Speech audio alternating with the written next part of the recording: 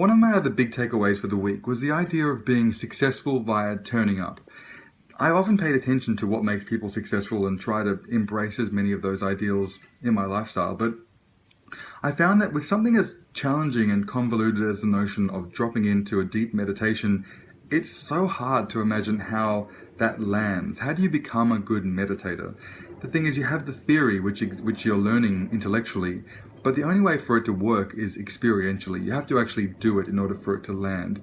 And I know for myself, the idea of just turning up to sit on that little meditation cushion so many times throughout the course of the day, probably 6 or 7 sessions of an hour or two over the course of the day. And more often than not, you don't really want to. I rarely actually went, yes, I can't wait to try and tap into this again. And if I'd experienced some failure or some failure to launch in the lead up to getting to the cushion, I really didn't want to do it because the feeling of not getting it again wouldn't be fun. But I just went, you know what? I'm here this week just to do this process. So I just sat on the cushion and I turned up, and inevitably I had a really great result.